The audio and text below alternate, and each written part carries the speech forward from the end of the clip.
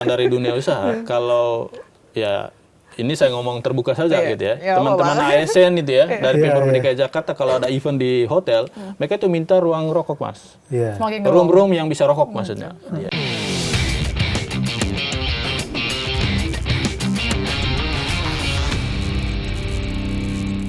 Tapi kalau menurut Bang Arman, kalau misalnya nanti nggak ada lagi terima masukan, oke nih tok gitu kan sah, pengawasannya kan seperti apa? Sesulit apa nanti benar-benar ini akan dijalankan gitu? Kalau tadi kan dia bilang Satpol PP pun kayaknya akan susah gitu. Tapi kalau dari segi apakah ada hukumannya tuh, nah itu akan seperti apa Bang Arman? Nah, saya pakai proksi implementasi beberapa tahun terakhir ya. Kan Jakarta itu sudah menerapkan kawasan dilarang merokok, gitu ya.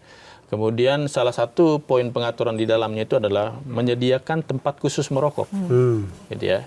Dari catatan kita, ini ketentuan yang sangat tidak efektif dijalankan di DKI Jakarta, gitu ya. Kita cek saja di kantor-kantor pemerintahan, karena persyaratan tempat khusus merokok itu adalah di tempat terbuka dengan udara terbuka, gitu ya, jauh dari orang yang lalu lalang, gitu ya. Kita perhatikan kantor-kantor Jakarta itu tidak memenuhi persyaratan untuk itu. Gitu ya. Bahkan gitu ya, pengakuan dari dunia usaha ya Mas. Pengakuan dari dunia usaha kalau ya ini saya ngomong terbuka saja gitu ya. Teman-teman ASN itu ya dari Pemprov DKI Jakarta kalau ada event di hotel, mereka itu minta ruang rokok Mas. Room yang bisa rokok maksudnya. Artinya memang kebijakan ini bukan hanya di DKI Jakarta ya, tapi di level nasional itu kebijakan yang dalam implementasinya itu tidak efektif. Tidak realistis untuk dijalankan, tidak realistis untuk dijalankan. Termasuk misalnya pelarangan periklanan, promosi rokok dengan radius tertentu tadi sama pelarangan itu tidak menurunkan prevalensi perokok. Bahkan kalau kita lihat sumber pajak rokok untuk DKI Jakarta itu besar. Jadi, artinya memang tingkat konsumsi rokok di Jakarta itu cukup tinggi, hampir mendekati 1 triliun. 800 sekian miliar gitu ya. 900 sekian triliun miliar gitu. Jadi itu kan proksi yang kita bisa lihat adalah pelarangan ini baik untuk penjualan maupun reklame itu semua tidak efektif untuk menurunkan prevalensi. Satu yang kami lihat positif di peraturan ini adalah soal pelarangan menjual rokok kepada anak di bawah 21 tahun. Itu kayaknya sepakat ya. Menurut kami ini adalah jalan tengah sehingga tinggal proses pengawasannya itu nanti seperti apa. Jadi, misalnya ketika saya ke toko kelontong membeli rokok, saya perlu dicek KTP dan segala macam. Artinya sistem kita juga mesti siap. Gitu ya. Yang kedua adalah edukasi, Mas. Saya ini sebelum sampai ke edukasi, ini sistem ini yang penting harus ditanya. Karena begini, karena bagaimanapun juga si penjual ingin dapat pemasukan. Betul. Ini mah nggak bisa dibohongin. Pasti asal duit masuk, pokoknya mau anak ini pakai KTP apa enggak, pasti barang. Iya kan? Udah pasti itu kita bisa lihat langsung. Nah, bagaimana caranya meningkatkan kepatuhan kepada si penjual gitu? Apa undang-undang? Apakah harus undang-undang? Atau moral atau yang memberatkan agar sebetulnya gini, di sektor pajak ya, misalnya di DKI Jakarta sudah punya contoh baik tuh, pajak restoran. Jadi ketika kita makan di restoran, kita bayar di kasir itu sudah ada sistem gitu. 10% dari yang kita makan itu langsung masuk ke kas daerah. Jadi ada sistemnya. Saya sih membayangkan ini, baru bayangan saya gitu.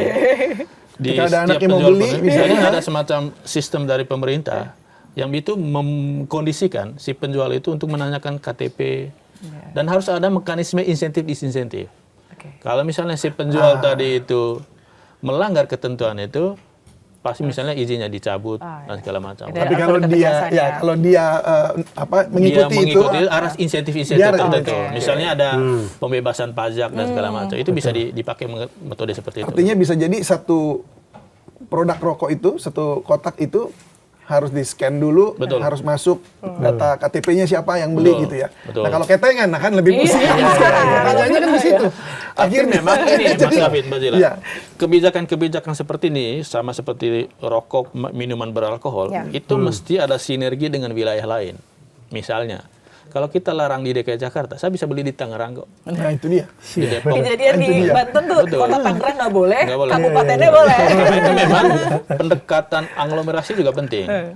Misalnya Jabodetabek Zur itu punya satu sistem yang sama terkait dengan kawasan tanpa rokok ini. Karena kalau enggak, orang hanya bermigrasi aja. Ya, benar. Saya mau mabuk di Tangerang, belinya di Jakarta misalnya. Begitu juga kawasan tanpa rokok gitu. Itu benar.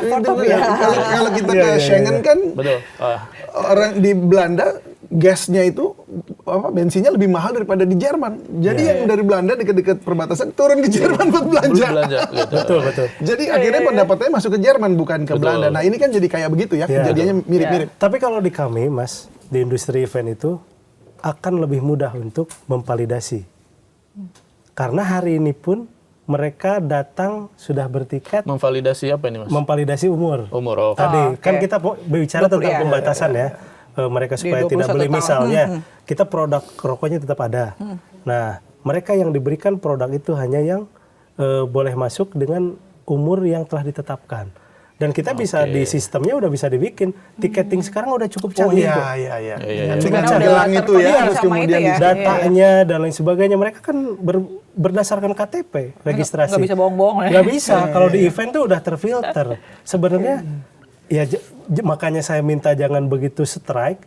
Kita harus bicara dulu dengan sistemnya yang tadi. Termasuk kami akan mendukung kok urusan dari event itu kontribusi perpajakannya tetap masuk dan sesuai dilaporkan dengan data yang ada. Jangan misalkan yang masuk 10.000 yang dilaporkan 5.000. Nah itu juga kan salah satu ya hari ini kalau mau untung lebih ya begitu, tapi kan sama-sama harus hari membantu. Ini kayaknya ada di mana-mana kan begitu kan. Kita bikin terang aja ya, maksudnya jangan sembunyi-sembunyi. Gitu. Makanya ini kan udah judulnya udah bikin terang. Makanya saya tadi jangan sampai kita kucing-kucingan, terang-terangan aja. Lu batasnya di sini, kita batasnya di sini. Gitu. Win-win solution ya, sama-sama enak gitu ya. Tadi udah ketemu juga, Bang. Di tiap daerah memang regulasinya berbeda. Kayak di daerah kita itu ada perda pekat, minuman nggak boleh. Yang tadi sebelahnya boleh. Iya. Akhirnya kalau yang mau minum mau jalan-jalan pindah daerah doang, paling hanya sejam balik lagi. Nah, jangan sampai begitu. Oke, baik. Jadi kembali ke yang tadi ya, kembali ke tadi Mas Armad ya sistem itu. Nah, jadi kalau memang sistem itu harus dibuat, apakah juga akan efektif untuk kemudian ya artinya dengan untuk kawasan tanpa rokok ini jadi seperti yang diimpikan begitu. Ya, teman-teman yang punya kajian dan advokasi terkait dengan kebijakan publik itu selalu itu mulai untuk mengubah habit orang, gitu ya. Habit itu kita bicara kultur ya. Itu pendekatannya struktural, Mas David. Struktural itu adalah dengan norma. Ya sama seperti kita ke Singapura dengan sendirinya kita menaati apapun aturan di sana. Iya, betul. Dan kami sangat meyakini sebetulnya kalau kita mau mengubah ini, pendekatan kita mulai dari struktural dulu. Gitu ya. Contohnya struktural. Mungkin yang dengan bisa sistem diterapkan. Dengan sistem tadi itu ya. Sistem pengawasan di setiap toko apapun bentuknya. Mulai dari yang toko modern sampai yang level UMKM gitu ya. Itu mengandaikan pula sarana prasarana untuk DKI Jakarta juga masih siap. Kami sangat yakin dengan kapasitas fiskal DKI Jakarta yang sangat tinggi, mereka itu bisa merdeka sebetulnya dari NKRI ya, karena pendapatan mereka itu lebih besar dari transfer ke daerahnya. Artinya sebetulnya mereka sudah siap. Iya Mas, betul. Jadi mereka itu sebetulnya sudah siap dari apapun, dari SDM, termasuk dari instrumen pengawasan dengan menggunakan platform digital tadi itu. Gitu. Itu yang pertama. Kemudian yang kedua sebetulnya dengan pendekatan kultural itu ya. Kita kan selalu mendengar revolusi mental ya. Meskipun revolusi mental itu kapan ya? Kita nggak dari kapan ya? Gitu ya. Tapi yang tadi kita ngobrol di belakang, sebetulnya yang paling penting adalah soal kesadaran. Saya ini nggak merokok Mas David, Mas Ila. Tapi saya aktif memperjuangkan soal isu rokok ini. Kenapa ya? Dampaknya terhadap ekonomi, tetapi di sisi kesehatan juga mesti kita perhatikan. Jadi harus balance ya. Harus jadi balance, mungkin ini dibentuk untuk dari sisi kesehatannya, tapi ternyata dampaknya begitu besar untuk ekonomi. Betul. Yang dikejarkan sebenarnya adalah begini, kedewasaan dari masing-masing pribadi gitu ya. Bahwa apakah dia perlu barang ini atau enggak? Buat dia baik atau enggak ini barang ini? Betul. Kan harusnya yang dimunculkan itu ya. Mentalnya tadi, moralnya dia juga mungkin mentaati norma yang ada di sekeliling. Jadi mengetahui akibat daripada jika dia melakukan ini, itu kan penting sekali ya. Nah, Anda melihat ini seberapa dewasanya masyarakat kita kalau saat ini? Mungkin ke Mas Arman dulu ya. Ya, saya selalu percaya tadi kami di dunia kebijakan publik gitu ya, selalu masuk dari seperti apa kebijakan kita, Mas, gitu ya. Jadi yang bisa mengubah lanskap sosial lingkungan termasuk teman-teman sekarang lagi bencana ekologis di Sumatera itu adalah kebijakan publik selain Tuhan, Mas. Jadi menurut kami yang perlu kita benahi sekarang itu adalah bagaimana pembenahan sistem pendidikan kita yang bisa menimbulkan awareness terkait bahaya merokok tadi itu. Jadi pendekatannya itu mesti holistik. Jadi sistem pendidikan sistem pendidikan gitu ya. Kenapa kita sekarang misalnya saya tidak merokok? Ya karena memang saya dibentuk dengan pengetahuan yang saya peroleh bahwa saya tidak boleh merokok gitu ya. Dan menurut kami itu mulai dari sana dulu. Jadi pendekatannya itu holistik gitu ya, dari sistem pendidikan kita sampai nanti seperti apa pendidikan dalam keluarga dan segala macam. Kayak penting dari keluarga. Ketika ayah merokok, ya kan anak otomatis kayak mungkin, tapi nggak semuanya. Mungkin ada yang mikir, oh papa ngerokok tapi saya nggak mau ngerokok, bisa jadi. Betul, tapi rata-rata pelajar yang merokok melihat bahwa orang tuanya merokok. Dan masing-masing yang ngerokok dimarahin. Kamu nggak boleh ngerokok. Repot. Iya. Ini memang sistem pendidikan dalam keluarga juga penting sekali. Begitu. Nah, masalahnya ini yang jadi problem yang harus dibangun. Yang sebenarnya sudah belasan tahun kemarin ya. Mestinya.